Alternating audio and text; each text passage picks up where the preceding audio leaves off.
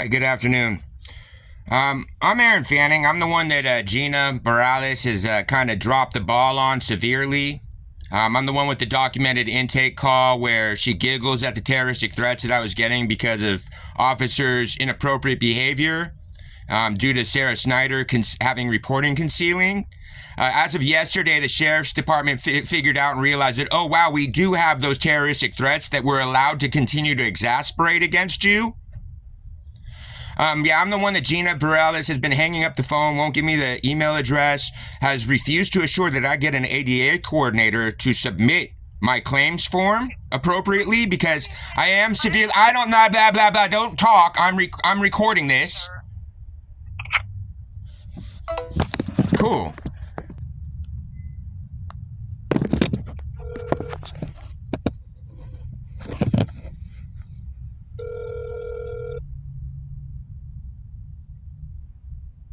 Afternoon, County Council. Yeah, that was completely inappropriate and unprofessional. When I'm telling you that I need an ADA coordinator, go ahead, speak. Sir, I was not the one that answered the phone, so please, that was somebody else, so please adjust your tone with me. Okay, well, I will, and I apologize, but just so we're clear, the last conversation was recorded, and it's very inappropriate that someone's calling you to advise you that the party that you have for your county responsible for personnel risk, Gina, is causing extreme liability. That's a recorded conversation that was had. She's playing this game now where for the past 3 weeks after her call, knowing that police officers may be concealing reporting to hide things for Sarah Snyder and not being actionable, well, your sheriff's office found yesterday, oh, wow, it is actionable. You have been getting those terroristic threats that continued after you initially reported, thus meaning we assured that you didn't even have victims' rights. So I'm the one that she's hanging up the phone with now, playing games with, she wanted me to submit videos through email. Well, she doesn't want them, so your office is getting them. Because she won't give me the email. She's not getting me an ADA coordinator because I'm legally, the only diagnosis I have is being severely dysgraphic. That's why I'm in the autistic spectrum. I don't do written communication well. So we need to get me an ADA coordinator so we can submit those civil claims form as she suggested over 3 weeks ago. The amount of liability and threat that she's aware of, that your sheriff's department has found because of Lieutenant Patrick Dimmick, is wild. You guys can, because I know that your office has a good relationship with her, you can say hello to Kathleen Wells for Aaron Fanning, because Patrick Dimmick might have made a huge error in 2020, putting my life at risk for these last 4 years, which is what he was trying to do again this year. I don't know why he's handing citizens over to Kathleen Wells, but I know who Kathleen Wells is and I know what she was doing with funding. But anyway, so I have to submit a claim. I'm being obstructed by Gina. I'd like someone to contact me back urgently so that stops, and it needs to be an ADA coordinator. Okay, I'm first of all, let's just rewind a minute because this is the first time that I've ever taken your phone call, so. And I apologize if my tone's at where it is, but just so we're clear, Gina knew that I was getting terroristic threats and you had officers concealing those and allowing them to continue. These threats, as Gina was giggling on the phone as they were recorded in the conversation that you guys should have, she's giggling when, I'm being told that someone's going to come and find me and knock out all my teeth, stick their dick in my mouth, they want to kill my mom, all of these really obscene things that I shouldn't be subjected to, let alone should I be subjected to them after I report. Now, if Gina and your police officers think it's acceptable that I get treated that way, what's appropriate treatment for me and who the fuck am I supposed to have any respect for? So I apologize that we're at this point, but that's because Gina's been playing games with people's lives. People's lives that when I go report, the only response is, hey, we think you're suicidal, but they couldn't send out the access team because I'm not suicidal. So as Sarah Snyder tries to cover the fact that for the last 4 years, documented, she's been misappropriating in-home supportive services funding. Yeah, that. Maria Castello from In-Home Supportive Services, in the recorded call that you guys should also have, admits to knowing that was happening when I'm in a different state paying taxes. So I'm pissed. I apologize. Yes, I understand that you're extremely frustrated. I can definitely hear that in your voice. Also, first of all, when you say any of these names, because I don't know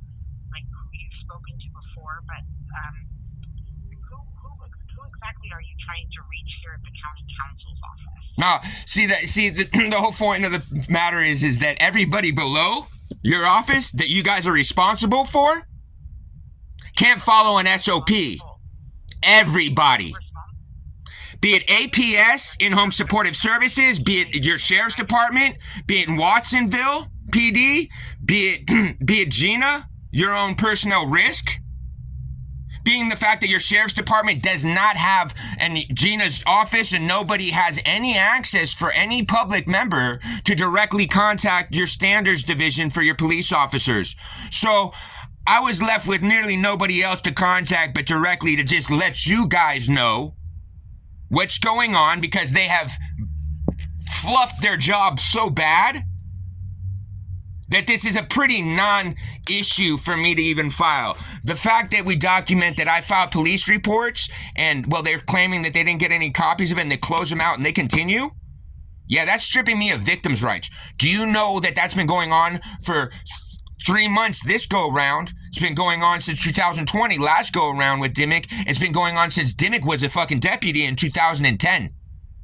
So the cost your lieutenant is going to cost your county for maliciously harming a quote-unquote disabled person is pretty outrageous. So I'm just trying to do my simple diligence. I'm making sure it's known and of record. I don't have to file a claim. And I'm also smart enough to know that, hey, most people are like, oh, I'm going to sue the city. Oh, I need to win.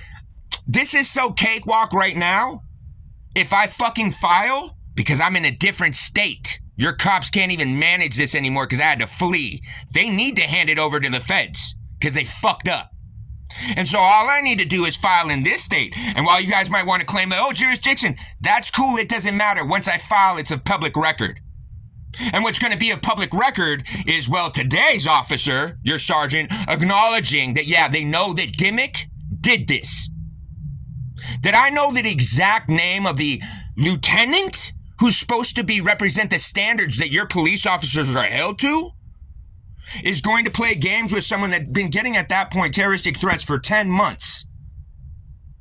10 months I'm getting them, and I'm trying to report them at the end of the call is why I recorded it with the deputy. He's like, hey, man, I think I know the answer to this question, but I have to ask you, are you suicidal? And I was like, no, why, dude? He's like, well, we got calls about you. I'm like, who called you? He's all, Sarah. I'm all, who, Sarah Snyder? Who I hadn't spoken to since September of 2020. Funny that. The other parties, Ken Tassel, the privacy officer for Sonoma County. The only relationship that me or my mom have to him is that we're both Scientologists and he's staff. And he used to work in the same mission as my mom in Glendale when I was born. Yeah, that. So some weird things are going on. But so after that, after I get the claims that they're sending that they think I'm suicidal, then they close out my case and they allow those threats to continue. So how is the public in general supposed to behave? Or anybody that is mentally ill? If you guys are concerned someone's mentally ill, claiming, oh, they're not really getting these threats. They don't really exist. And you allow them to continue? What's that value? Sir? First, what That is not a good place to correct me. And I'll take accountability. I'm upset and you've been professional. We should probably end it there because you have been extremely professional. Let's not let it get personal between me and you. I acknowledge I'm completely upset, and I don't mean for my upset to be landing in your way. I don't mean for it to deflect that way. I'm not saying that's excusable or justifiable. I am taking accountability for that part. But let's not get it personal between me and you. Please make sure this is just relayed to the appropriate party. This has been recorded. I'm going to post it on YouTube, and I'll forward it to your guys' email address, and you guys can handle it however you want. I don't really care at this point. Okay, I was just asking for a name. You're wanting me to transfer your information, and I'm just trying to figure out No, for sure. I'll give you all that information. I was not trying to be, I'm not trying, again, I was just trying to take accountability for my upset, and I didn't want it to go any other way because nobody should have to deal with that. You understand what I'm saying? Like, you're really professional. I didn't expect that response. So, yeah, for sure. Here's my name. I apologize again. I'm going to send you guys this email right now. I don't want, like, again, I don't I'm accountable. I understand it's not fair for my upset, but I don't want to go further because I don't want there to be some personal upset that's not really appropriate. You understand what I mean? Like, you've been very, very professional. Doesn't excuse or justify my upset lashing your way. Unfortunately, that's games like Dimmick likes to play with, well, who they think they know is a common criminal. There's nothing common about me. That's how stupid he is. Yeah, sure. And then you said you were going to send an email. You have the email address here, the county council? Oh, yeah. You guys got quite a few of interesting ones yesterday, and I'll go ahead and send this one, and I'll indicate what it is.